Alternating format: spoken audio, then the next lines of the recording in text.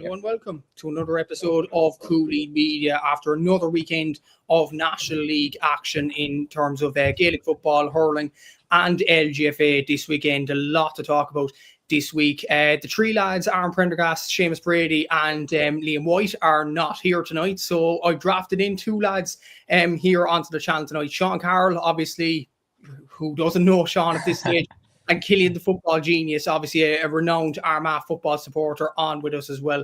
So first of all, I suppose, Seán, a good weekend of league action this weekend. The leagues are starting to take shape as well. So how you been?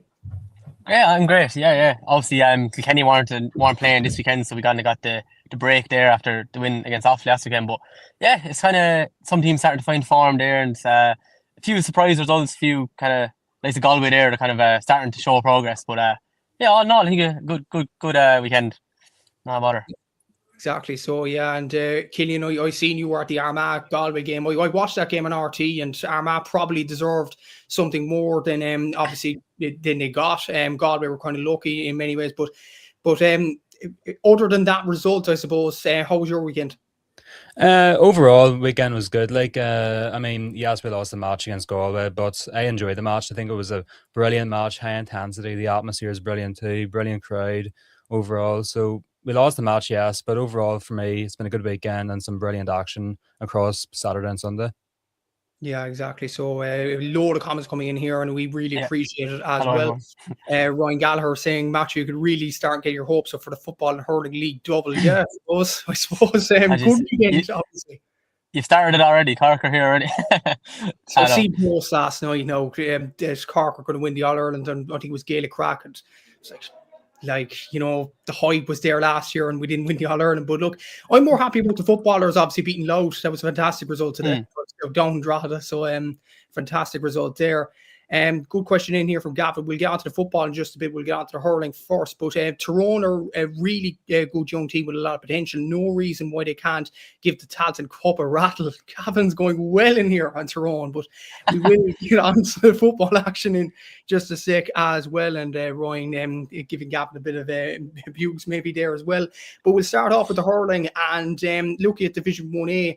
We had quite the result today, lads. Waterford beating Limerick in Walsh Park, 121 to 20 points. Limerick put out a very, very strong team, Seán.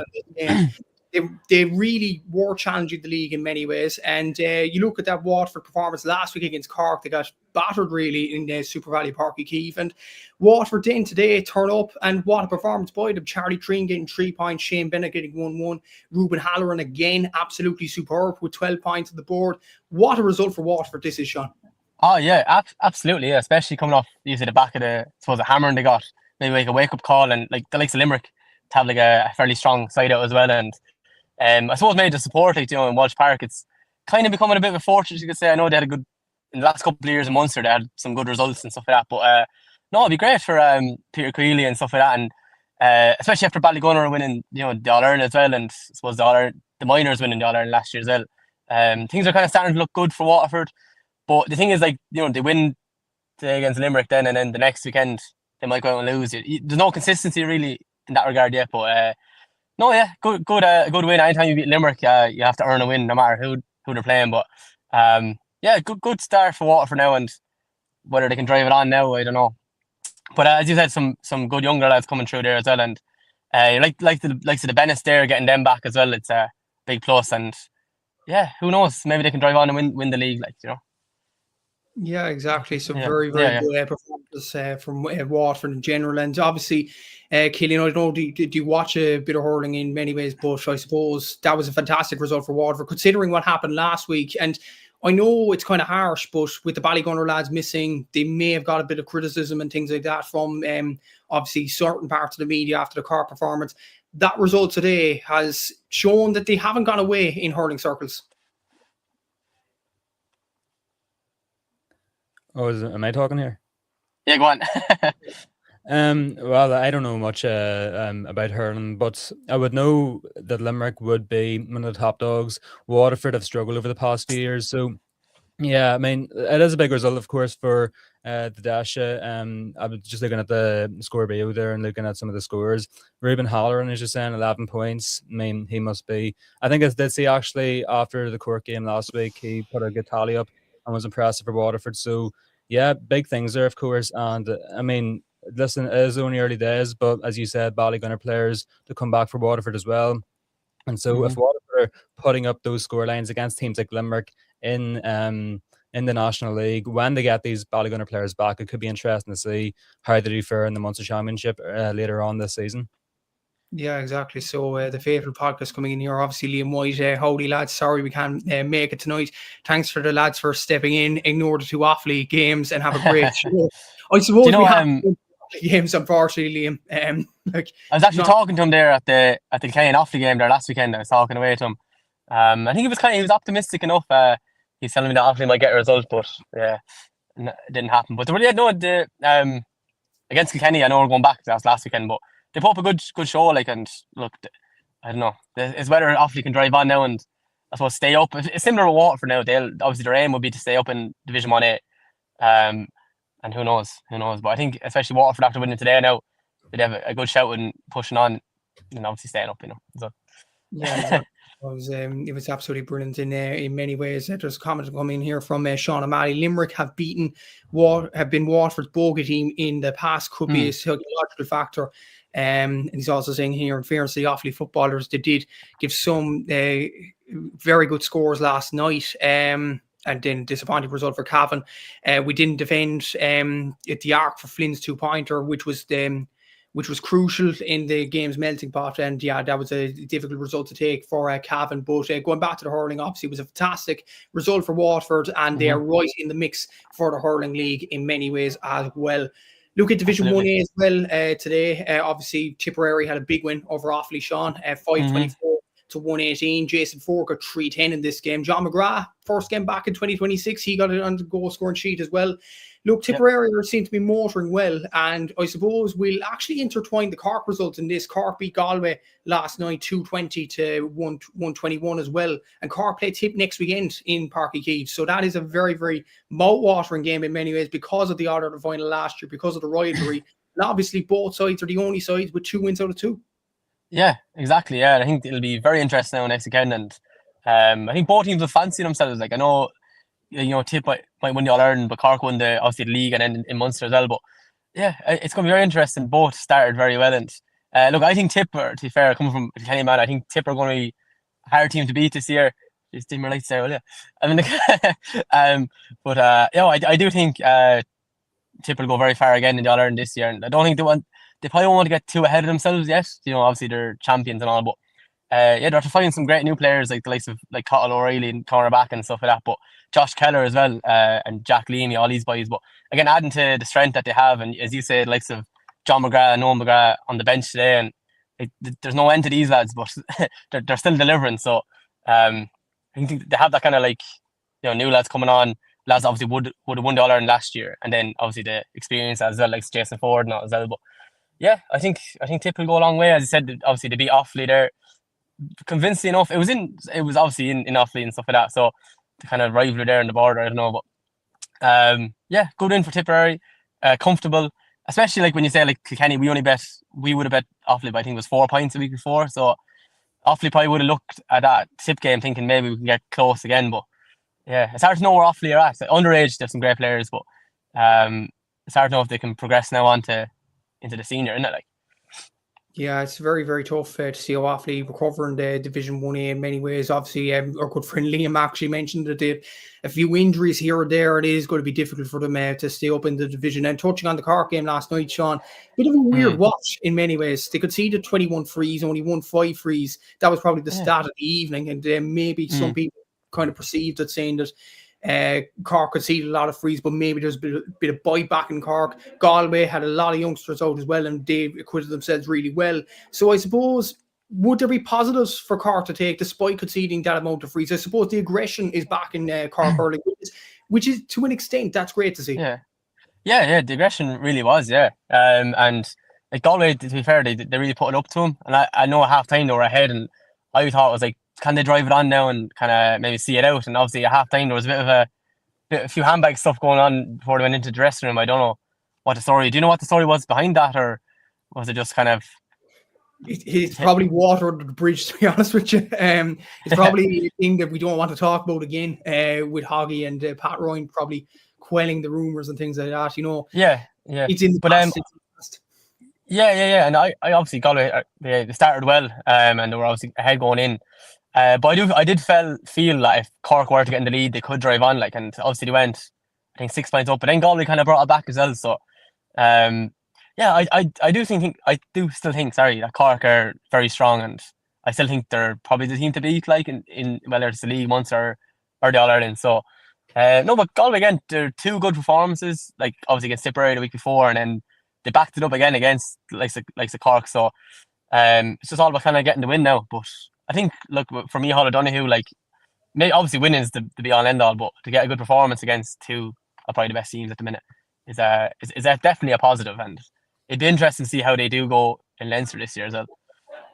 Yeah, exactly. Yeah. So, and just a reunion with Killian, obviously, with the All Ireland rematch in many ways coming up next weekend against with Tip and Cork, both sides 2 from 2 in the hurling league at this present moment in time. Obviously, that was quite of a shock to the whole country. The way Tip dismantled Cork.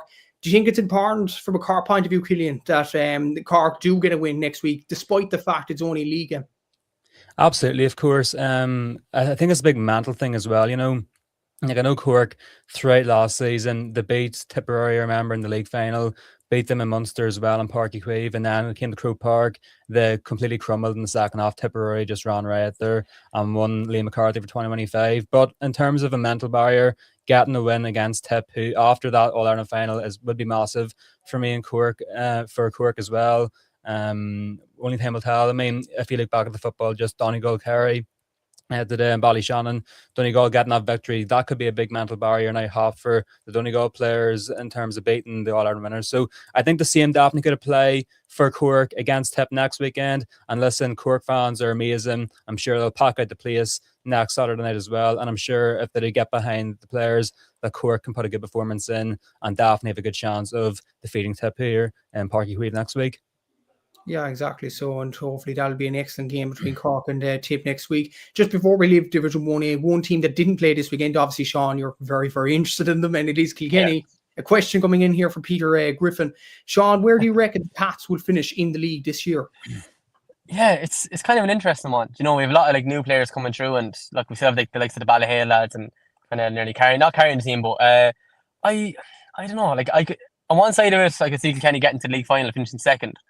But then that, I do think Cork. I think Cork will get. I think they'll finish top and get to the league final. And I don't know. Maybe it's going off a bit of bias or whatever. But I feel like Kilkenny might have a strong league, and then going on into Leinster, and look, there's a good chance we'll win Leinster as well. But look, you kind of play who's in front of you. I know we're away to say Limerick now next weekend, and that'll be a big test. I know Offaly they're a good strong team, but Limerick are a different animal. No matter when you're playing them, so.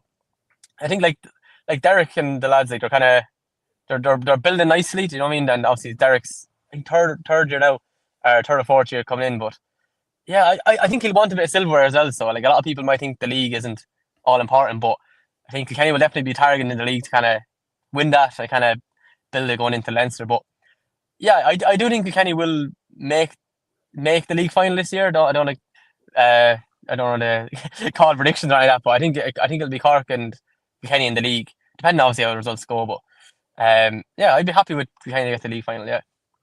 Yeah, it should be very interesting in seeing Kilkenny how they progress in the league this year after obviously their win against Offaly last weekend. Moving on to Division 1B, and I think the main game out of this, Seán, was the Clare and Antrim game because of maybe the rivalry off the pitch between Brian Lowe and Davy Fitzgerald. Yeah. And Brian Lowe beat his old pal, or would I call him old pal? I don't know, to be honest. But he beat him again, 230 to 119. Clare beat Antrim in Rory O'Cushion goal. I suppose it was a comfortable win from a Clare point of view. This was all about maybe the rivalry off the pitch between Brian and Davy. I didn't hear anything coming out of the game in terms of a bit of a bust up at the side of the field, which was surprising to an extent. But from a Clare point of view, David Fitzgerald got 1-1 in this game, and obviously there was 11 or 12 points came from Mark Rogers as well. So a good win for Clare, and I suppose another win to take them in the direction of a league final potentially after their win over Dublin last week. Yeah, absolutely. Yeah. And I know this going back to where it was in Cushendall. I was up there a week so with Liam McManus, and it's a windy spot on a good day. So I don't know what the conditions were. I didn't see the game too much, but I know conditions are very windy up there. But yeah, look, Clare will be happy, and especially like they'd always want to get one maybe over on Davy. Not that they don't like him, but obviously himself and Brian would have won All Irelands together and stuff like that. So Davy would have been targeting that game to try and get a win. And you're going back to the game against Wexford, they were so unlucky, and you see how kind of animated he would have been. And Davy's, that's what he's like. He's always going to be animated, and that's the character he is. But yeah, look, Clare kind of they're going all right. To be fair, they got a good win against Antrim. It could have been a potential banana skin, to slip up, and Antrim do have the players to do have the hurlers to do it. So, but again, Clare will want to they'll obviously want to right all the wrongs from last year, not getting out of Munster and maybe not performing to their levels that we've seen in 2024. But look, a good place to start is the league, and as you say, like David Fitzgerald, these boys will always deliver no matter what game. So yeah, very I say the likes of Clare people are very delighted now this evening. Yeah, exactly. So that was a big win for Clare, obviously, and Shane Meehan getting 1-3 as well, which was absolutely fantastic from a Clare point of view as well. Looking at all the results of Division 1B, a very close shave in this one. I'll go to you, Killian, for this one, because the Ulster side was involved in this. Down nearly shocked Wexford in this one. Wexford 27 points, down 25 points. This game was held in Ballycrannan, County Down. Simon Roach got 8 points, Tomas Kinsella and Kevin Foley got 4 points each for Wexford, but they really got a scare in this one. Pierce Hope McCrickard was the down top scorer with 9 points, and he did very well, to be fair to him. And from what I was hearing from even Wexford journalists out of this, Killian, that Down probably deserved to win this game, but that might be, I know Down didn't get the result in the end, but could that be a good result in terms of getting Ulster hurling in the right direction, a good showing, getting 25 points against Wexford? I know Wexford probably wouldn't be at their full tilt, but still that's kind of encouraging signs for Down in many ways. Yeah, absolutely, of course. It's good to see these Ulster teams, being tight and being involved in these close matches with Wexford. I know last from last week, Wexford only defeated Antrim at home thanks to a last-minute goal there, of course, as well. But it's a very promising result, of course. Yes, Wexford, from what I know, aren't as good as they used to be, aren't as good as they probably should be in terms of the size of their county in the world of hurling. But that's a very good result there for Down, especially in the Ards Peninsula where Down hurling is most strongest too. So yeah, it is a big promising sign of things to come as well there. And so Down and Antrim, the fact both them teams are in Division 1B is very promising for hurling and Ulster as well. So yeah, overall, definitely a result to be proud of for many Down fans and for the entire province as a whole as well. So yeah, overall, Wexford past 2 weeks, close calls with Antrim and Down. Yes, got 2 wins from them, but still the fact the likes of Antrim and Down are being tight with them and managing to make them games big contests and running them down right to the wire, very promising for the future. Definitely is, and hopefully Down could kick on from that showing. It was a good showing against a decent Wexford size, and then finishing off Division 1B, Seán, Dublin beat Kildare by 219 to 11 points in Parnell Park. I actually saw a text from Aaron Prendergast, who's obviously a co-host of this show as well, and he was saying that Kildare will struggle to win games in Leinster, judging by that showing last night. He said that Dublin didn't perform to their utmost ability, despite the fact that Ronan Hayes got a brace of goals in this one. Donald Burke got 12 points. Jack Sheridan got 9 points out of Kildare's 11, which is kind of a worry in many ways. But would you see this as a worrying result for Kildare in many ways, or do you just feel like Dublin are too good? Yeah, I think Dublin are as good as I think they're the second best team in Leinster at the minute. That's probably obvious enough at this moment in time. But I don't know if I'd read into too much. I know people, obviously Kildare probably will struggle a bit, whether it be the Division 1B or in Leinster this year. But it was obviously their first game as well. They obviously had the break last weekend, so they probably need to get up to speed in terms of it's obviously leveled up now, and they really need to get to that level that Dublin are at, and maybe Kenny are at and stuff like that. But it's hard to know. I do think when it comes to Leinster, like obviously Brian Down's over them, and I think you can get them playing the way he did, obviously, the Joe McDonough beating Lynch and stuff like that. I think he can get a result or two, and try and stay up in Leinster. Like, who knows? They could get to the Leinster final. I don't know.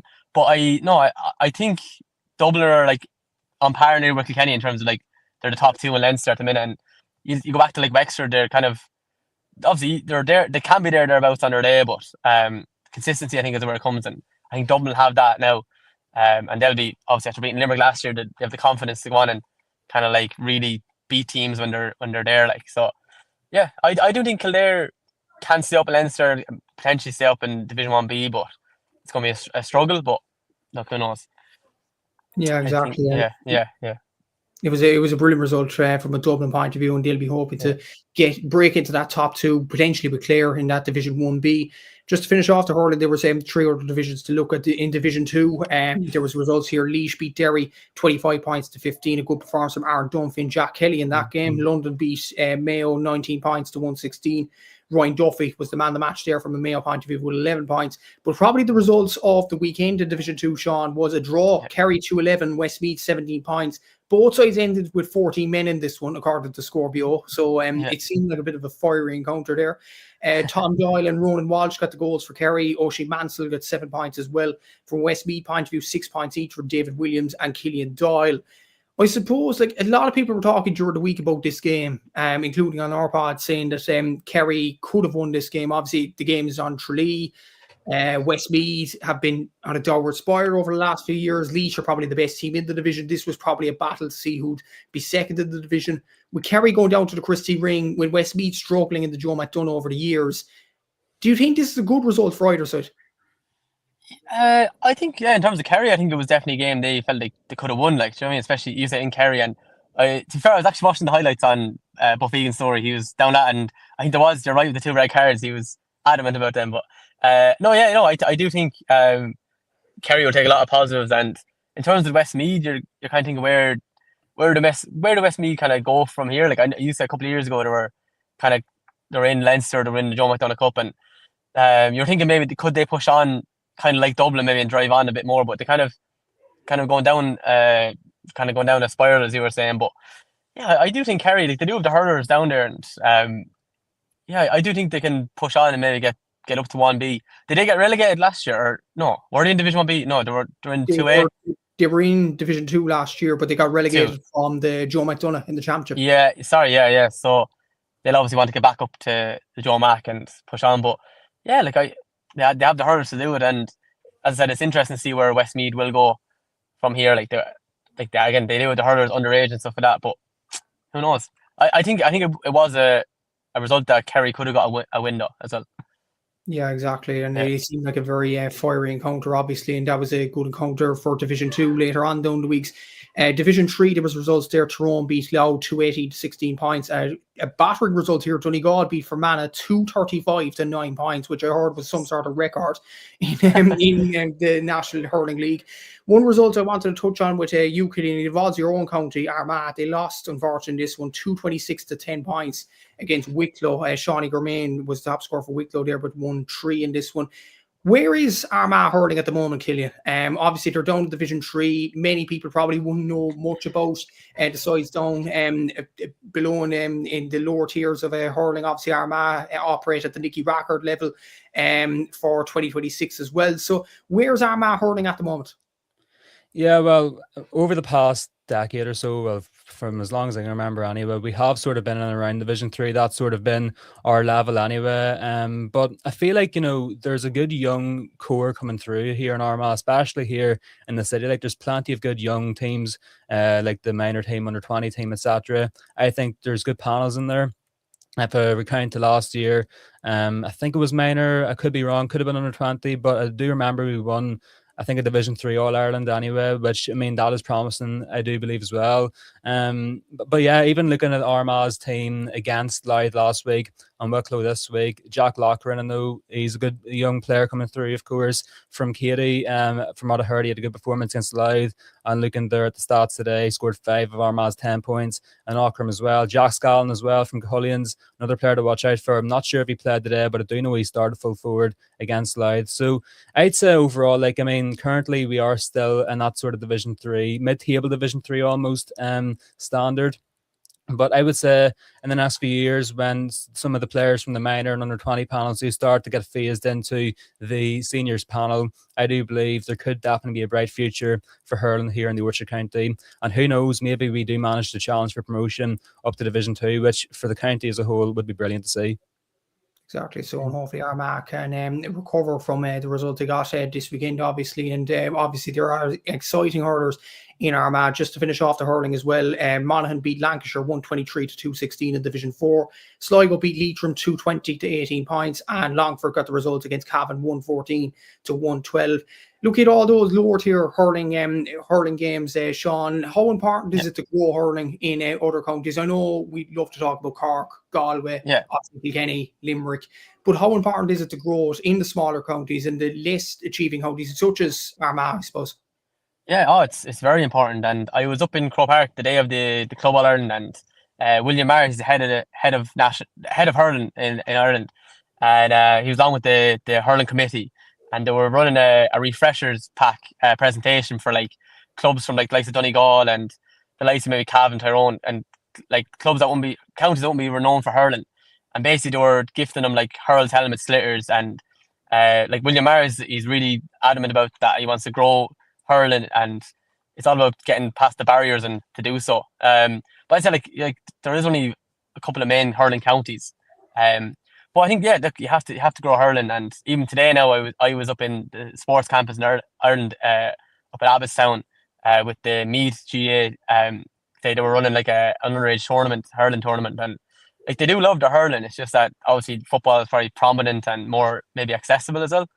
And even as speaking to Gerald Burns, obviously he's a fellow Armagh man, but he's obviously the president GA, and he was saying the same thing, that they want to grow the game, and if they can do anything to grow it, it's a big help. So, sorry, but yeah. So I think it's important to grow the game, and hopefully can do so. Hopefully, like I'd love to see the likes of Armagh and years to come maybe challenging for an All Ireland. You just don't know, but even like the Longford there, I was good friends with the manager of Longford Hurling a couple of years ago, and they got to the Lowry Mar final, and it shows you what it means as well. Like hurling is big in pockets, Exactly. So, and hopefully the hurling counties in the lower tiers can rise up through the grades and all that. We are going to move on to football, but as well as that, we will bid farewell to Seán. Thanks for coming on, Seán, for this show tonight, and obviously best of luck to Kilkenny for the rest of the season. Yeah. It'd be interesting to go to see how it happens, and I know we have some big games coming up against like the Limerick next weekend. I think that's where like it'll really show where Kilkenny are. There's a lot of new lads coming through and like that, but hopefully I'll be on it again saying Kilkenny won or something. But I'll have to come on it again, and thanks for having me on, guys. Enjoy the flags in the background, seeing it there. I know, jeez, I don't know who it was there. Right, we'll head home back to Kilkenny, get out of Dublin, I'll tell you what. Right, talk to you there. Good luck. Right, see you, Seán. Good luck. See you. Good luck, see you. Thanks very much to Seán Carroll coming on there, and we will move on to the football in Division 1, and obviously Killian was at this game, which we'll start with, and it is Armagh against Galway. Armagh lost this game, obviously 3-12 to 20 points, but I as well, Killian was at the game. I watched the game as well last night, and to be fair, I thought Armagh were probably the better team in this game last night. I thought they bossed the middle of the park in particular. A weird stat, actually. Galway won 2 kickouts in the second half long, and the second one they won long was obviously led to the winning score from Rob Finnerty. I suppose the day after Killian, what's your reactions of the game? It was a ding-dong battle, obviously, but you ended up on the wrong side of it. Maybe a game you probably should have won, but look, how do you reflect on it? I mean, it's a game where you could probably easily pick at least 100 talking points from. I mean, just so much happened, across all topics you could talk about in football. But looking back at it, I do agree with you. Personally, for me, Armagh were the better side in the match. For me, it was scandalous that we lost that match. We shouldn't be losing that match, in my opinion. But then again, it was only a 1-point loss, thanks to a close and free kick, literally last kick of the match as well. So I don't think you can really look at it too negatively. I mean, before the match, I know the whole feeling of Armagh fans was one of high optimism and high confidence. However, after the match, like, it's just plummeted back down to, such a, sort of almost negative feeling among many fans. And I mean, yes, we didn't play our best football. We played some brilliant football, but we weren't at our 100% best. I did like our counter-attacking football, very swift in attack through the wings as well. Players like Ross McQuillan, Jordio, Greg McCabe, Fergal O'Brien as well, even, all looking very good. And for me as well, like, turnovers in and around midfield, Murnan and Callum O'Neill, both amazing with those especially as well. Both those, for me, dominated midfield there in that one. And that's confirmed with your stat there, Galba. Only 1-2 kickouts long in the second half, I think you said there. But, I mean, I think the whole big talking point about Armagh will be the fisting over the bar instead of taking many goal chances. And while I do slightly agree, I think, the whole people are giving out too much to think about fisting the ball over the bar.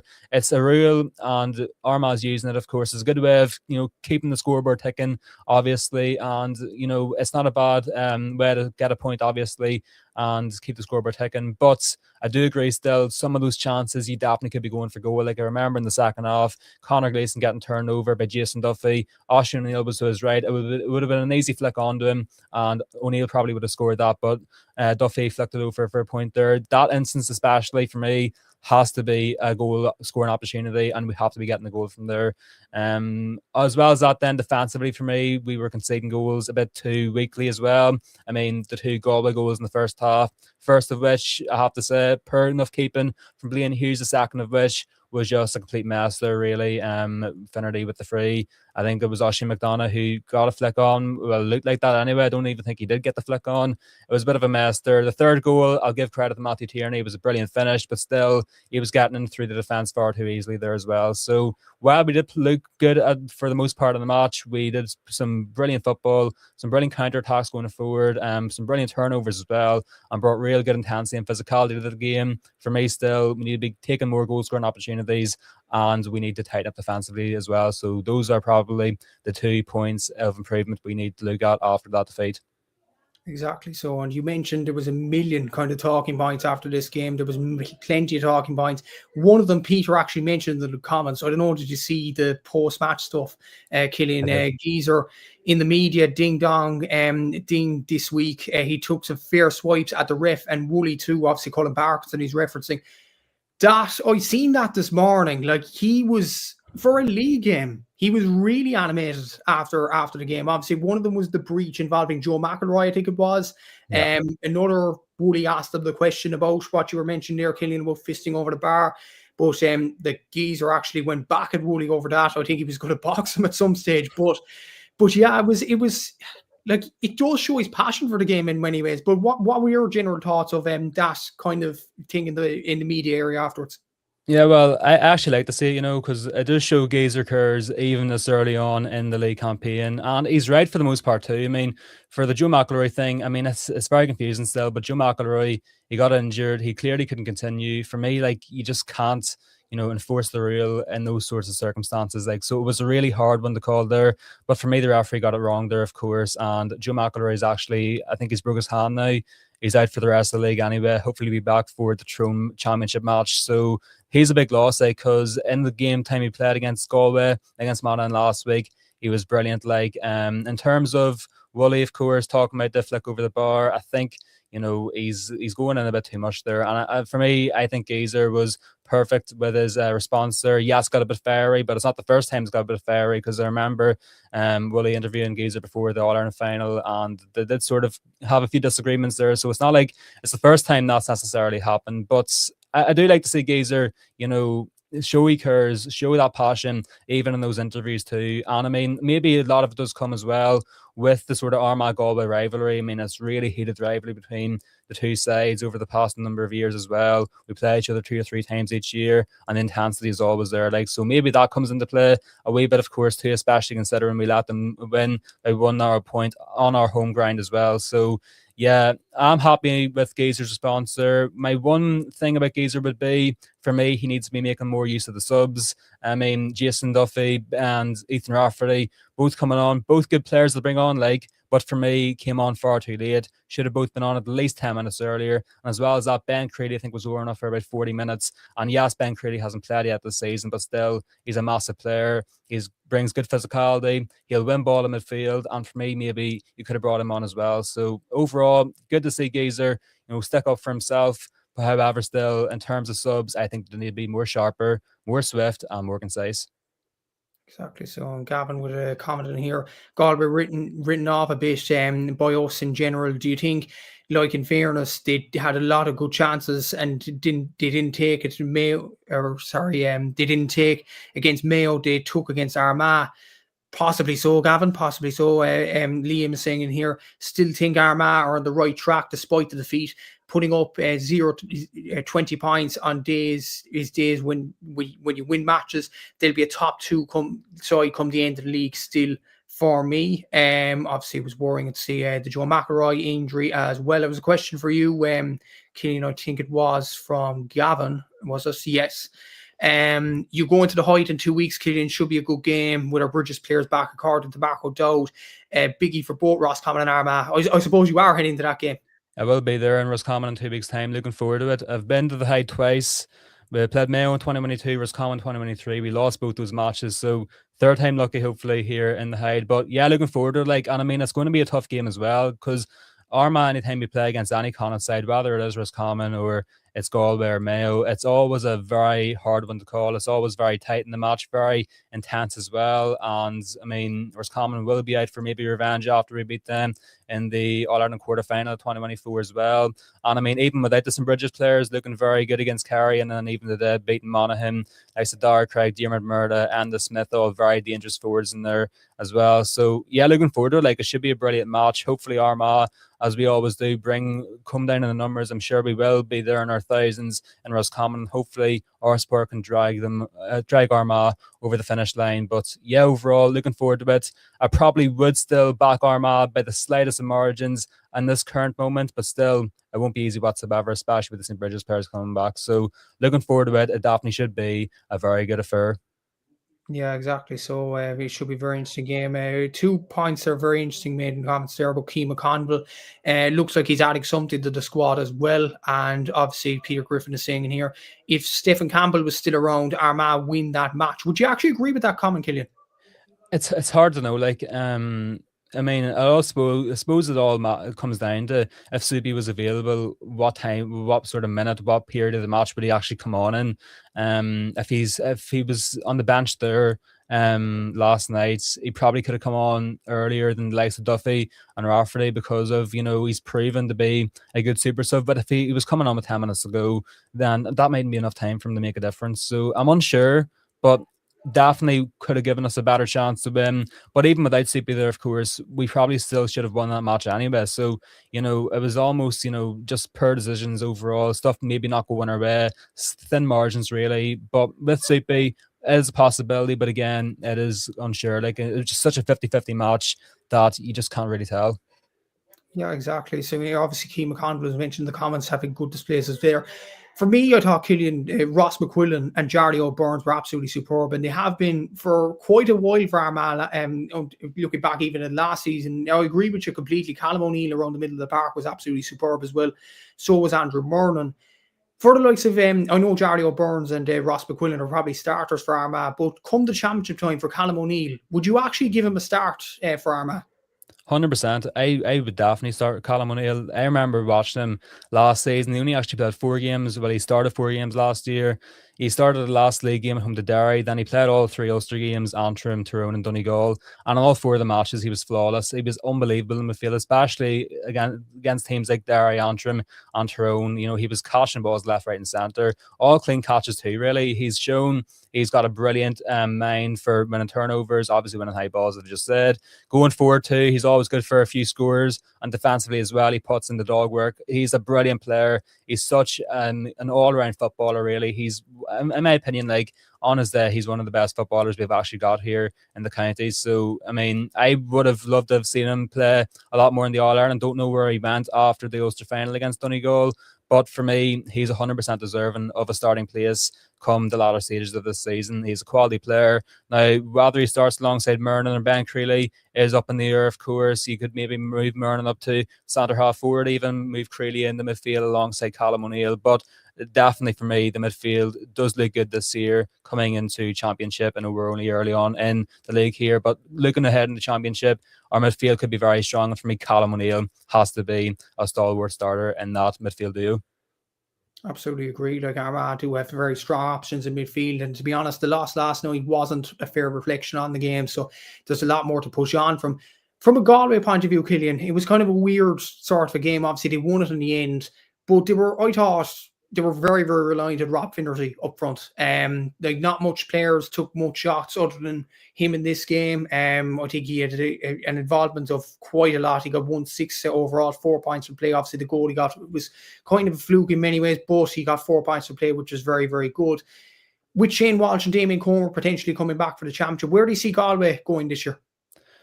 It is hard to know. Like, I thought Galway would have done better last year.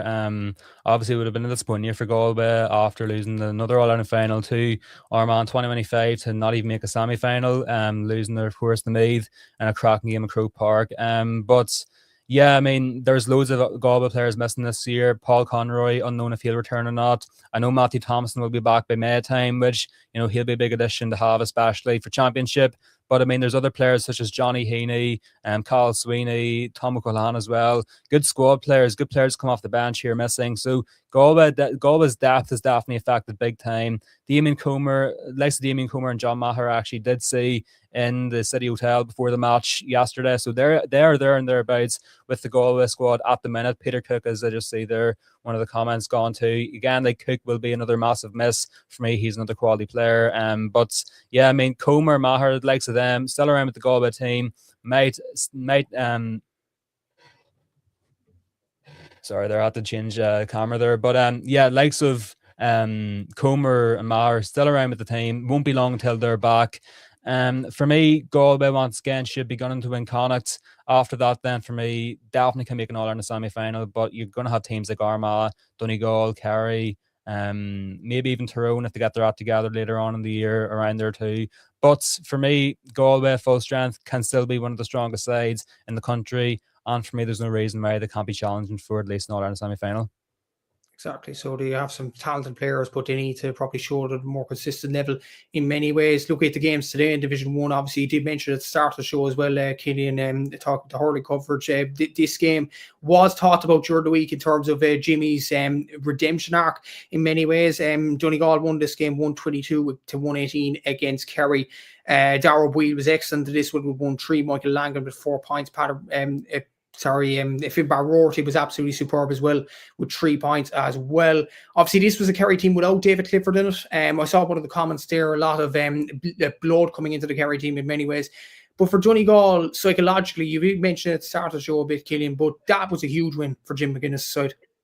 100%. Massive win there, of course. I seen it coming, I predicted it, and I'm not surprised, to be honest. Like, I mean, Donegal would have wanted that win more than Kerry, especially after what happened during the summer. I think you find that actually a lot with All-Ireland final matchups. The team who loses the final will end up most likely winning the next match in the league here, and this was once again the same thing. I think Donegal could have been helped big time by the fact the game was in Ballyshannon, smaller venue. Donegal are used to it, of course, played Derry there in the league last year. For me, that definitely could have given them a bit of an edge there, of course, earlier on today. But yeah, overall, I think there are stronger sides still. I mean, Kerry are missing David Clifford. Don't know why David Clifford wasn't playing after playing against Roscommon last week. Paddy Clifford was missing too. They still are a bit weak at the back line. So yes, Donegal are definitely much more near full strength than Kerry. But still, there's no doubt in Donegal a pure class on that side. Darragh Boyle, as you said, 1-3, he was pure class. And I'm a massive fan of Darragh Boyle. For me, one of the most underrated players for Donegal and in the country too. He's just such a brilliant footballer. He's such a brilliant footballer to watch. And he consistently puts in amazing performances left, right and centre. Finbar already 3 points. Once again, that's promising for Donegal, in terms of Finbar already developing his attacking part of his game. Michael Langan, again, for me, is another massive part to Donegal's side this year. I mean, looking back at last week against Dublin, he was and phenomenal form. And again here, he was obviously a massive part to their victory against Kerry. And Michael Murphy coming back as well, and off the bench, he scored 1 or 2 points there as well. So good for his confidence too. And definitely that's also a good thing to uplift this Donegal side. So yeah, overall, as a whole, this is a massive victory here. And definitely for me could be a big psychological turn point for Donegal this season. Now they know they're capable of defeating Jack O'Connor's Kerry. Seán O'Malley in with a comment in here. It's a boost psychologically for Kerry as well. Kerry went up there, not their strongest hand, and only lost by 3 points. Shawnee Shea got some great scores in this one. He did get 11 points in this one, and Tony Brosnan got 6 points. Just from a Donegal point of view, Ryan Gallagher saying I'd choose Mulroney over Patton and goals. What do you think of that comment there, Killian? I know Patton has done well over the last few years, but would you go Mulroney?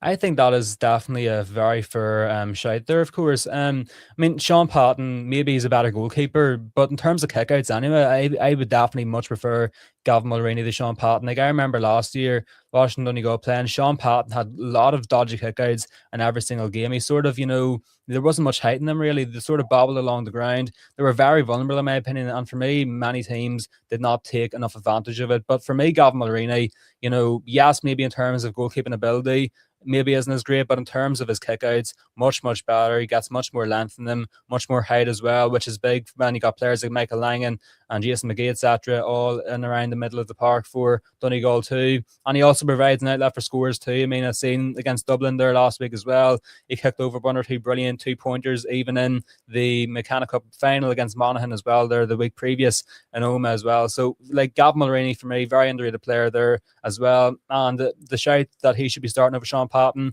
for me, definitely is one Jim McGuinness should definitely be thinking about coming into the championship this season. And if Mulroney continues his form, his brilliant form we've seen against Lace and Monaghan and Dublin and Kerry so far this season from the McKenna Cup in the league, for me, I said why not? I say give him the chance to prove himself against Down even in the Ulster quarterfinal, see how he gets on there in Letterkenny and go from there, like, because he's a brilliant player. And I think he's definitely very capable of rivaling Sean Patton for that number 1 jersey for Donegal.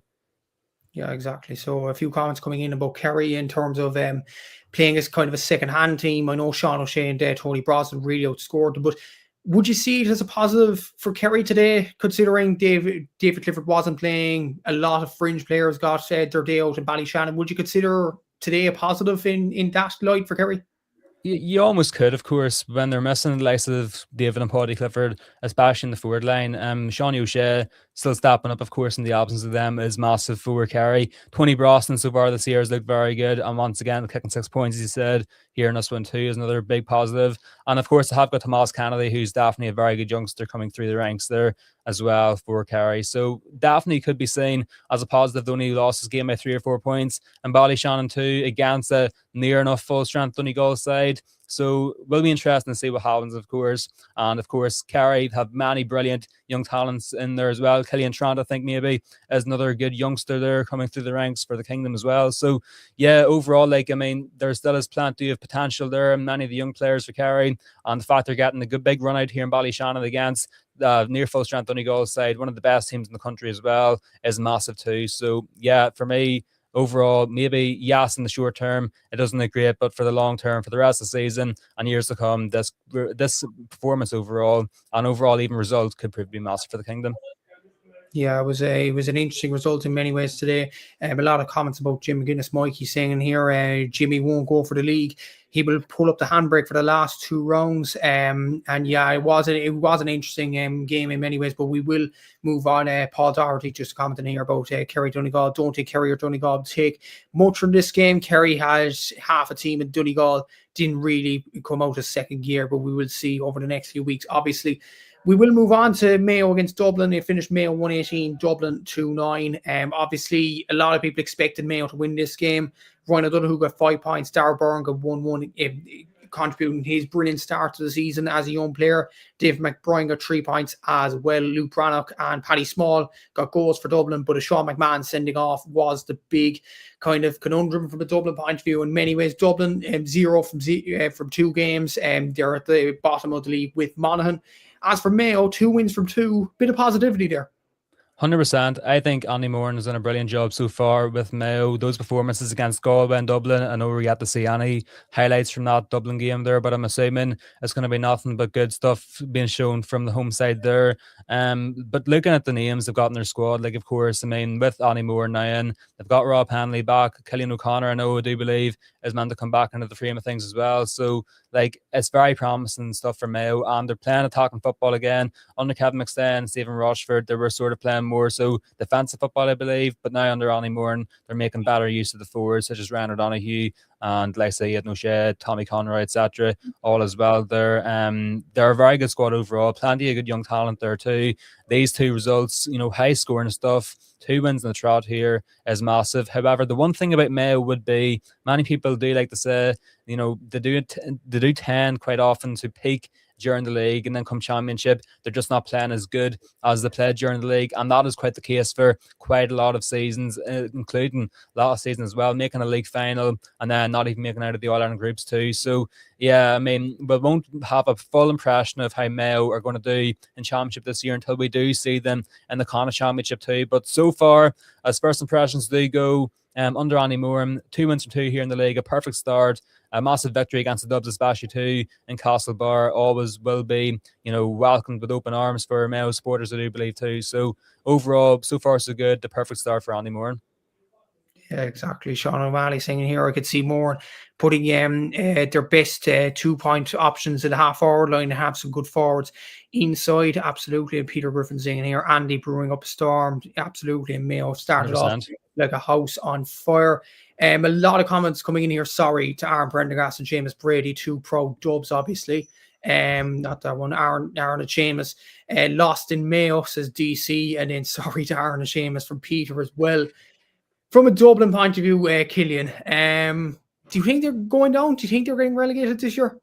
I think so, to be honest. I know many people were sort of saying they're just about to stay up, but to be honest, I think Dublin will go down. I mean, listen, Ger Brannan, I think he's the right man to bring Dublin back to where Dublin need to be, of course, and that is maybe making it to the semi-final, maybe competing again for the All-Irelands again, regaining control in Leinster as well. But this is going to be a big transition year for the Dubs, in my opinion, this year. And to be honest, like, comparing Dublin to other teams in Division 1, for me, their squad is just not strong enough. I mean, you take Connacht out of the Dublin side, I believe Dublin are Division 2 standard side, to be honest. Like, there is loads of new players there, of course, yes, and it's going to take them a long time to, get bled into this Dublin side. And once they do get bled in, who knows, maybe Dublin will look a much better side. But I mean, yeah, I'm just happy. I mean, I didn't get to see them, of course, so far yet against Mayo, but it was a 6 or 7 point defeat there in Castlebar. So I mean, that isn't really promising. Definitely not a result Dublin wanted, especially away to a big rival in Mayo there. But I did see them against Donegal, and I was not impressed with them whatsoever. Now, yes, there still is quality players apart from Conor Callan. Luke Bradnock, I think, is a brilliant young player from last year, and this year too scored, of course, a goal against Mayo today, and Paddy Small too. Kieran Kilkenny coming back is also massive as well, but especially in the back line, I do believe, could be a bit of weakness there, especially with plenty of new faces there. So should be interesting to see. Listen, if Dublin do get relegated, it's not the end of the world, it's not the end of their season. They definitely still can go on, go far in the All-Ireland, maybe compete for a Leinster Championship title again there. It's all work in progress under Ger Brannan, but for me, the league, it's going to be a big transition season here, a big transition campaign, and to be honest, I just don't think they've got the squad to stay up. Speaking of relegation battles, the final game we're going to touch on is Roscommon beating Monaghan 3-16 to 1-16. Roscommon have had a good start to the league, obviously came close to Kerry in Fitzgerald Stadium last weekend. This game, Dermot Murtagh got 1-5 in the Smith got 2-2, a brilliant performance from them. From Monaghan, a damaging results in many ways, considering they got hammered by you guys last week in Armagh. But I suppose a brilliant result for Roscommon, and they've had a good start to the league, probably unexpected in many ways. Yeah, unexpected for me, of course. Now, Roscommon, they usually tend to, their first year back in Division 1 after getting promotion back up to or from Division 2, they always do tend to, almost, exceed people's expectations and actually do end up staying up playing some brilliant football.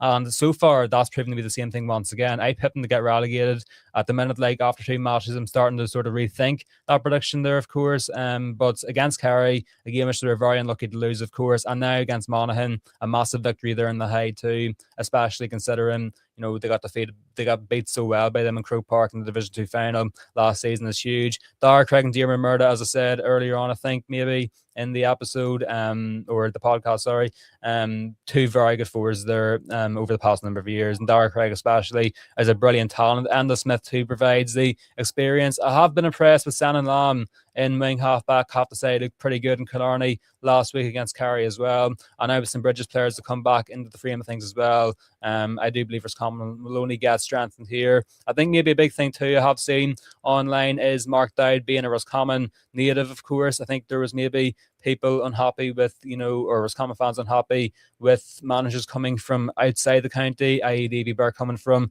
Kildare as well. So yeah, I think maybe Mark Dowd being a Roscommon native and all that is helping this Roscommon side. Should be interesting to see how they do get on for the rest of the season. But at the minute, their hopes of survival in Division 1 are looking very good. Yeah, exactly. So, and it was a good result from a Roscommon point of view. From a Monaghan point of view, though, 2 damaging defeats. You watched them in the flesh last week as an Armagh fan. Do you think they have enough to stay up in Division 1? It's looking very bleak for them, I have to say. Now, yes, they're still trying to get Scotsline players back. Rory Beggan was back playing against Roscommon today. Unsure how he did do, of course. I think he only scored 1 point, conceded 2 goals, obviously. But I'm sure as the games do go on, he will get better and better as he gets phased back into the side. Ryan O'Toole did appear last week against Armagh. Conor McCarthy, Jack McCarran, likes of them still to come back. But from what I've seen against Armagh last weekend, they weren't looking promising whatsoever. They were very standoffish. I mean, Armagh completely dominated the game from minute 1 to minute 70. The midfield of Carl Gallagher and Gary Mohan last week, I mean, they're just dominated by Murnan and Callum O'Neill. Really couldn't lay a glove on them, really. And yes, there was still maybe some silver linings last week. I mean, Stephen O'Hanlon scoring 7 points was quite impressive there. Andrew Wood scored 1 or 2 very good 2-pointers as well there. But still, for me as a whole, Monaghan need to be stepping up. Didn't see much of Micheál Bannigan in Clonus last week either, have to say. So yeah, I mean, I'm not doubting Micheál Bannigan doesn't step up. He's obviously the captain of the side there, or he has been he is the captain of the side. But he's obviously a brilliant player in there on his day, which he's on his day most occasions. He is a brilliant footballer too, and is always good for a few scores. But overall, as a whole, the team needs to step up a lot more. Now, maybe with the Scotsline players coming back, we'll start to see that a bit more. But yeah, at the minute, 2 defeats on the trot at home to Armagh and away to Roscommon, probably 2 of maybe their bigger games, I guess you could say, especially the Roscommon game away from home in terms of trying to get survival. It's looking very tough now, especially now with trips to Dublin and Kerry as well. They're welcoming, of course, likes of Mayo, Galway and Donegal to Monaghan as well. So, they're not down yet. It's not 100% certain they're getting relegated, but for me, it's looking pretty bleak for them. Yeah, exactly. So it is a difficult time for Monaghan at this present moment in time, but we'll see how they all progress later on in the league campaign. Moving on to Division 2, I was going to start with a certain result today, but Liam burst my bubble in terms of that. He asked Killian a question about one of the results.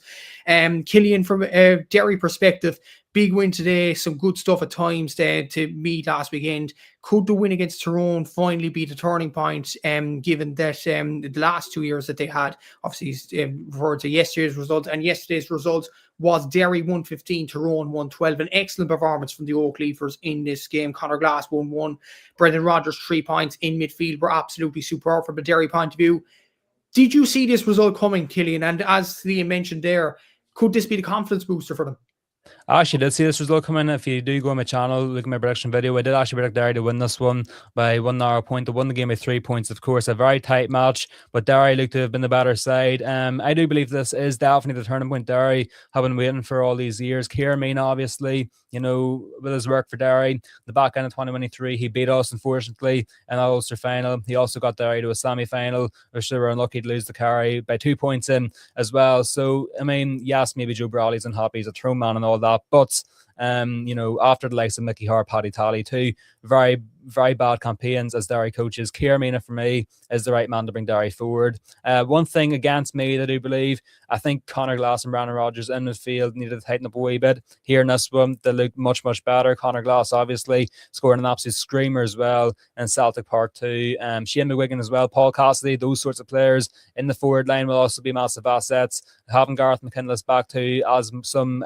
experience in the back line as well will be big as well. So, I mean, Derry have a very good side, and I think many people seen it quite a lot last season in many of their matches, even though they were losing game in, game out last season. They still were a good side, but they're just getting very unlucky in many matches. But now in Division 2, I think this is perfect now, and especially to get a victory at home to your big rivals Tyrone as well, it will definitely be a massive morale boost as well there. So for me, like, overall, Derry, that victory in Celtic Park against Tyrone could be a turning point, and for me, definitely could be the thing to spark a possible promotion charge, and as well as that, spark a good campaign in both the Ulster and All-Ireland Championships as well. Yeah, it was an excellent result from a Derry point of view, and very well deserved, obviously, from what I was hearing. An excellent performance from Derry in this game, and they performed well at times in the Crow Park game against Meath last weekend as well. For Tyrone, Killian, they drew against Kildare, they beat Derry. To me, I don't know about yourself, obviously, you might not rate them as highly as me now, but I would have seen them as genuine All-Ireland contenders, considering the young talent coming through, considering the positivity that Malachy O'Rourke had last year, obviously getting to the All-Ireland semi-final. I know Kerry battered them in the end in the semi-final, but it was positive in terms of making stepping stones. To start Division 2 like this, they're like on a tightrope now. I know a lot of people say they'll recover, they're too good not to go up, they'll go up in the end. But they're now 3 points off the top after 2 games. Would you be concerned about Tyrone? I would be. I'm actually like you. I would have seen before the league campaign started, Tyrone being one of the big contenders for the All-Ireland this year. I think, looking at how Malachy O'Rourke brought that Tyrone side on last season, following on from the campaign of Brian Dooher, I thought it was very promising. Of course, bringing that Tyrone side, he didn't even make a quarterfinal 2024, to a semi-final last year. Also, probably very unlucky not to make an Ulster final against Donegal either as well, losing by 1 point to Armagh Clonus as well. I thought Tyrone were destined to have an amazing season and be one of the best teams in the country, especially considering they're in Division 2 and like Armagh, Donegal, Dublin, etc. have all benefited from playing Division 2, setting themselves up in terms of momentum anyway for the championship. But it is worrying still now. Yes, there still is players to come back, of course. Dark Hanavan and Owen McElhone, 2 very good players in there still. And for me, in the game they've had in both those games, they still have both looked very good too, especially when I see them against Kildare. Their link-up play was very good there. But yes, there still is players to come back as well. But in terms of defensively, for me, they are definitely quite leaky at the back line. Niall Morgan, once again, yes, I know his whole thing's about the fly keeper. But again, he is causing loads of risks there, and that maybe couldn't help Tyrone at all either. Still yet to have the likes of Ciara McGeary back. Peter Hardenow has opted out this year too. So there is massive losses there in the back line too, which also is pretty worrying there. I mean, there still is plenty of good players there in that Tyrone side. I'm sure we might see the likes of Noah Grimes as well, maybe later on this season, a couple other young Tyrone players maybe as well. Who knows? But I don't think the season's over for Tyrone. They've obviously had a very slow start. Obviously is concerning as well. But we'll see how they get on for the rest of the league campaign, and then we will sort of have a look then on how we do believe Tyrone will do this season. So yes, maybe it's not the end of their season. Yes, they can still salvage something, but it's been a very slow start. They were very poor against 14-man Kildare and Oma, and you cannot be dropping points in that game. And then of course losing by 3 points away to Derry, and Derry winning so very deserving fashion as well. For me, just once again, just isn't good enough from a Tyrone point of view. But yeah, I still do believe they will improve. However, it has been a very slow start. But from an Armagh perspective, I tell you what, I'm just hoping they continue that before the Ulster preliminary round match. Exactly. So yeah, they just at a rivalry standpoint as well, I suppose. Look at Seán O'Malley's commenting here. I still see Tyrone as All-Ireland contenders like you guys, but there's still very inconsistent. Like last year, beating Donegal, then losing to an out-of-form team, Mayo at home. Yeah, the traits are still there from a Tyrone point of view, and it is worrying in many ways from a Tyrone point of view there. Mikey's saying here, Division 2 was a maze to get out of this year. Obviously, it is, definitely. There's a comment here from Gavin. Derry's 2 All-Ireland minors starting to show, maybe, possibly. We'll see over the next year or so, obviously, or later on down the league. I have to mention this result, obviously, because I didn't think I'd mutter these words on this podcast, but here we go. Cork are top of Division 2. Cork are top of Division 2 after beating Loud today, 117 to 112 in Drogheda. I was at the game. Comfortable, very comfortable win from a Cork point of view, and I'll be very, very positive about the future, in fairness. And look, that's the first time Cork have won their opening 2 games in a row since in the top 2 divisions since 2015. That was a long time ago. So happy enough with the results. Loud GA fan is saying wasn't Drogheda today. Credit to Cork. They made Loud look like a Division 3 team, but something dysfunction seriously with Loud today. I'm saying that changing your goalkeeper in an unforced change like that was bad. Was a bad call. There was no rhythm to our kickouts, and we slowed right down. We built what we built on last week all over the field. Loud underperformed. I suppose from that result, Killian, it's a very, very good result from a Cork point of view. Loud probably would have wanted it to perform better than they did at home. Just for context, Cork were 8 points up, and then Dermot Campbell gets a goal where he just kicks the ball. It goes all the way into the back of the net. Fluky enough goal, so Cork were 8 points up at that point. So comfortable win for Cork. And yeah, were you expecting this result today? No, I thought Louth would win this one. I mean, I just wasn't sure. I thought Cork would be once again inconsistent, obviously. I mean, Cork, once again, like 2 wins in the trot so far in Division 2 is brilliant. But then again, like, you know, you probably expect them to maybe get a victory away to Derry or Tyrone later on in the campaign. But then again, they could even go on lose to the likes of Offaly or Kildare at home later on in this season as well. So, yeah, it is strange still. But I thought Louth would have enough to just edge it here in this one. So I was surprised to see Cork not only win the match, but more so to win it in such a comfortable fashion. For me, a big thing for Cork this year will be the return of Stephen Sherlock. I know he was definitely a star player there, and he's missed him a lot last year. But even without him, he's still putting up some brilliant scores against the likes of Limerick in the Munster quarter-final, and then that Munster semi-final against Kerry too. Very unlucky not to get over the finish line there in that one in Páirc Uí Chaoimh as well. So yeah, I think there's still some very good Cork players in there. Mark Cronin as well, Brian O'Driscoll too. Brian Hurley still provides the experience as well there. So yeah, Cork still can be an inconsistent side. Only time will tell now this season if that is the same or if things are finally changing with Cork football. But for me, over the past few matches, of course, with the massive comeback victory against Cavan in Páirc Uí Chaoimh now this week, winning in Drogheda by 5 points against the current reigning Leinster champions too. It's a promising start, but let's see if Cork can keep it up, because if they can't keep it up, then things might finally be looking good or might be turning good for Cork football. Exactly. Yeah, Gavin was saying in here, did say Cork would win during the week with Sherlock starting. Didn't know why he didn't start the Cavan game. And it was Sherlock and Brian Hurley both starting on the same team, which was kind of unusual in many ways. Gavin is saying in here, 11 years without the top flight ending for Cork. We'll have to see. Obviously, Tyrone are still there. If they get a few wins there, Derry got a bit of confidence last night. Obviously, there is Meath, which we'll talk about in a sec as well. Peter saying here, we have Cork in the park. Hard to see us win there. Road trip, though. Absolutely. That should be a fantastic game, obviously, later on down the league. But obviously, delighted with the results today. Obviously, Sherlock at 8 points, which was fantastic for his confidence. We got a goal, which was unusual. Chris O'Jones hitting the back of the net. Few goal chances we didn't put away, which was concerning. But look, brilliant results. And Offaly, now in 2 weeks' time, you look at them at the moment, they have 0 points out of 4, or possible 4. You would imagine that should be a win for Cork as well. But then the Meath game is massive in round 4 as well. So it's a good start from Cork point of view. And John Cleary was very, very happy afterwards. But we'll see how it all progresses from a Cork point of view and a Low point of view in the next few weeks of the league. Speaking of Meath, they beat Cavan today, 217 to 118. Kingspan Breffni, a late 2-pointer from Jack Flynn, won the game for Meath in the end. Fantastic win for Meath, Killian. But this Cavan team, it's almost like they can't catch a break. Like that result against Cork last week, hit by a sucker 2-pointer from Stephen Sherlock. No, this week, the same thing has happened again. Jack Flynn has kicked a 2-pointer to win it for Meath. That Cavan, I would imagine, out of the first 2 rounds, they have to be the most unluckiest team, have they?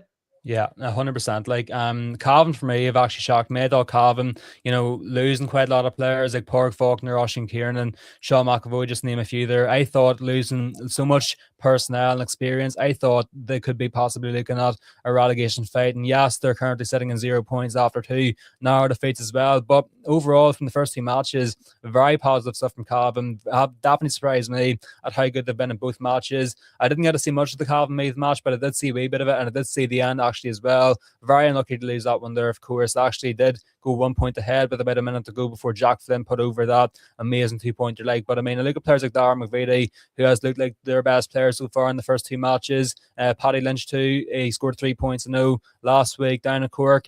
I'm sure he also put in a good effort here in the Breffney against Meath. And Gearage McKiernan too, despite his age, still is, running back the years, he still is a very good outlet there and a quality forward to have the Breffney men too. So yeah, it's very interesting to see how Cavan will get on this season, but so far so good. Like, even though they have lost the first 2 matches, sort of like Westmeath last year in Division 2, they were very unlucky. They were putting up some amazing tallies week in, week out, and still only finished the league on 1 point out of 7 matches. So yeah, Cavan will be hoping not to replicate what Westmeath did in Division 2 last year, but yes, 2 defeats in a row isn't great, but you have to also remember Meath are probably, at the minute on form, the best team in this division. Maybe you could say that. And as well as that, then going away to Cork as well, with a big Cork crowd in for the double header against Waterford too.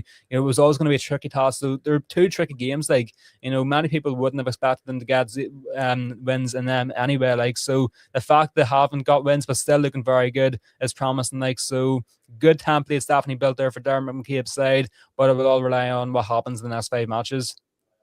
It's a big game for Cavan next. They face Tyrone. That's a huge game. Massive. It's a big Ulster derby as well, and a big game in terms of keeping them up in the Division 2 in many ways.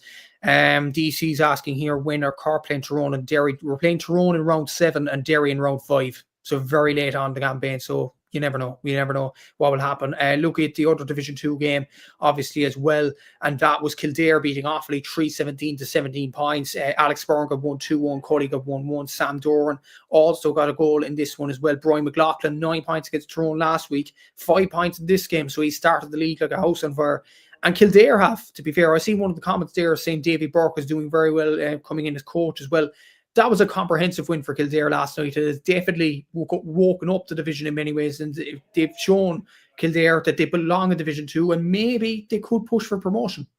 Yeah, 100%. Kildare, very impressed with. I backed them before the league did start to comfortably stay up, maybe finish around 4th or 5th. But definitely now, Division 2 is so wide open. Like, any team could finish anywhere at this stage after 2 matches. But Kildare definitely have been one of the more impressive sides. Saw their game against Tyrone and Omagh there. I have to say, like, even after, I think it was Callum or Brandon Gibbons' red card, showed brilliant resilience. Like, and going forward too, you mentioned nice Brian McLaughlin and Alex Byrne as well. Kevin Feely, he also does provide plenty of experience there too. Dara Swordsman cornerback, getting the goal there in that one too. Like, there still is such a good squad. Like, there's so much good young talent coming through in Kildare. They're one of the most exciting sides for sure in that division as well. And so far, a point with 14 men in Tyrone and Omagh away from home there, and then a comprehensive victory over Offaly too in Newbridge in front of a big crowd as well. I tell you what, like, Kildare football, it had a brief dip there, of course,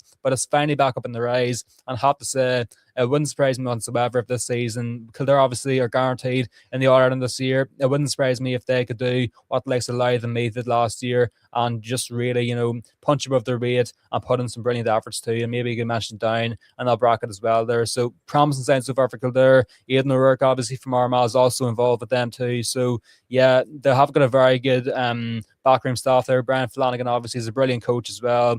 To defeat Offaly, who, yes, under Mickey Hard, maybe are one of the weaker sides in this division, but still have plenty of good quality players in there. And of course, beat Kildare in the Division 3 final last year. It still is a massive victory there. And yeah, very, very exciting stuff for the Lilywhites, and very interesting to see where they will finish. Yeah, it was an excellent result from a Kildare point of view, and it will be very interesting to see where they finish in the league. I think they've had Derry next in round 3, which will be very, very interesting in many ways. Look at Division 3, the results there, just running through them. Westmeath beat Clare 219 to 117 today. Sligo beat Fermanagh 119 to 15 points. So that's 2 losses in a row now for Fermanagh. That's quite concerning there for them. Also, Down beat Limerick 18 points to 114. And Lynch and 8 points got them over the line, that one. And Wexford hammered Laois 23 points to 9. So Wexford, I think, are top outright in Division 3, having started off very well. So Westmeath, Down and Wexford are all in 4 points, maximum points there. So good start for those 3 counties, Killian. Yeah, Down for me are the strongest side in that Division 3, and it's so crucial that they do get promoted. Not only that, do win the Division 3 title as well eventually if they do finish in that top 2, because they're still not guaranteed.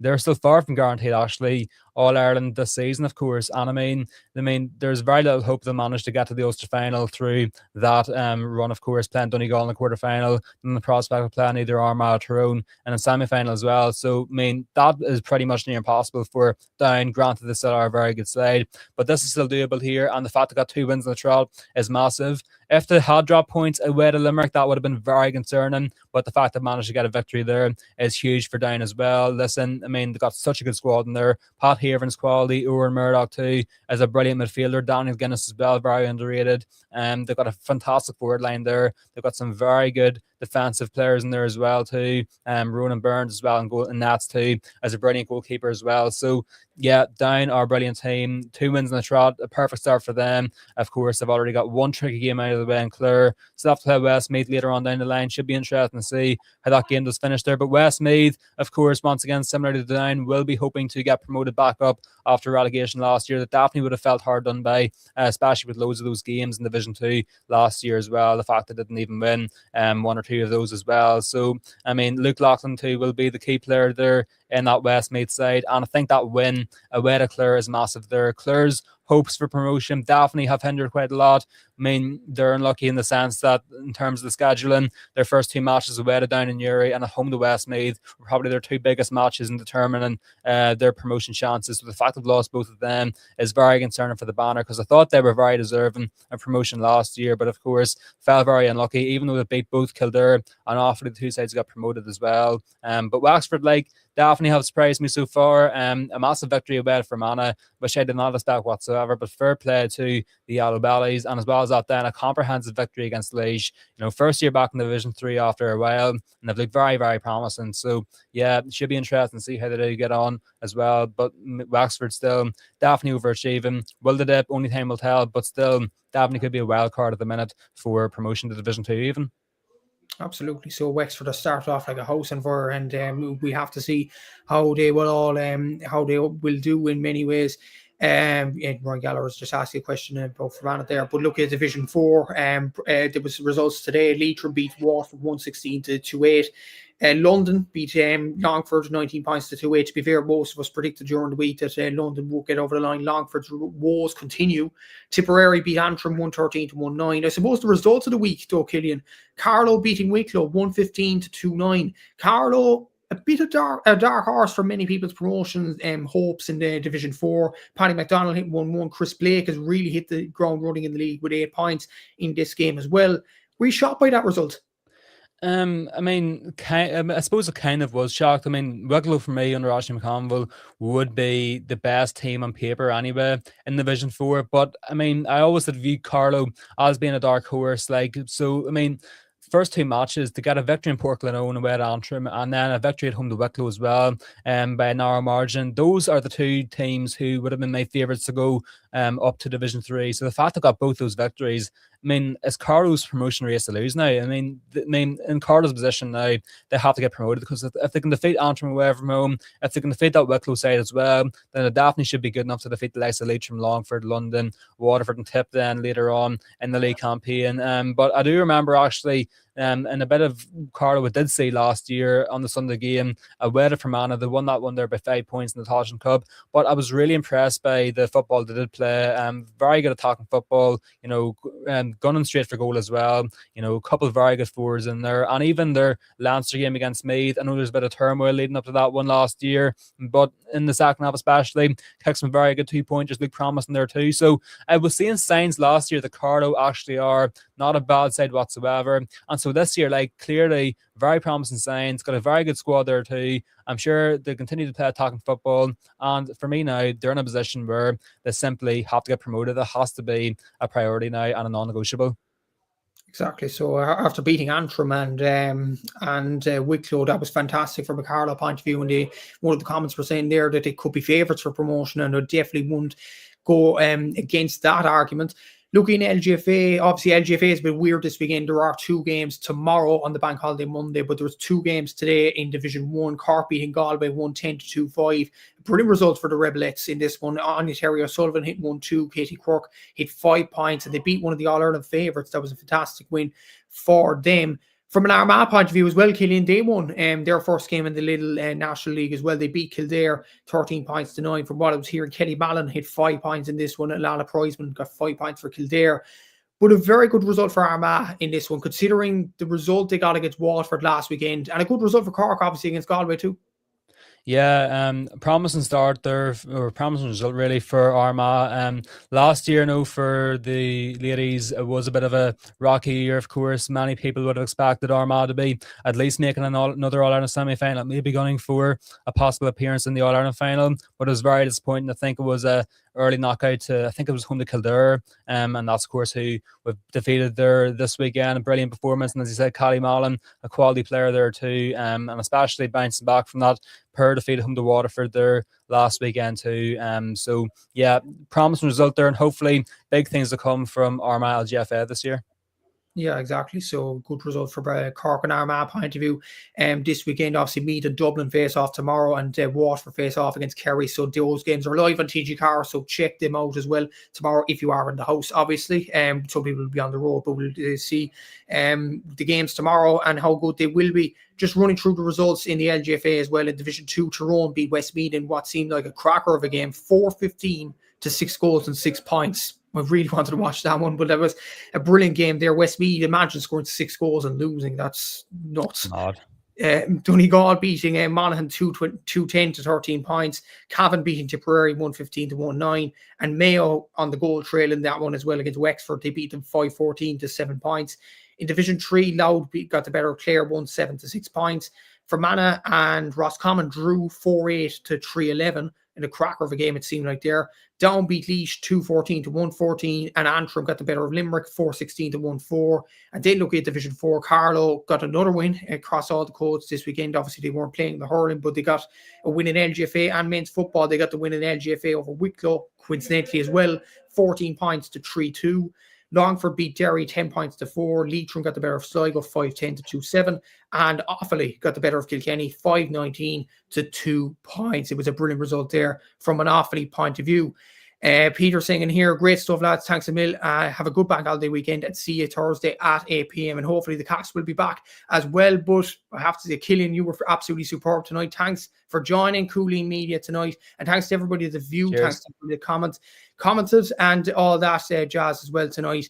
Ryan is saying, see you next Thursday, lads. Absolutely. And we are looking forward to another preview show on Thursday. Obviously, it's just the hurling next weekend. I think there's a bit of LGFA as well, but football is taking a break next week, but we'll see how that all plays out. Thanks to everybody that commented. Thanks to everybody that watched, like, subscribe, all that good stuff as well. And until next week, we'll see you then. Take care and enjoy the bank holiday weekend. Instinct, baby.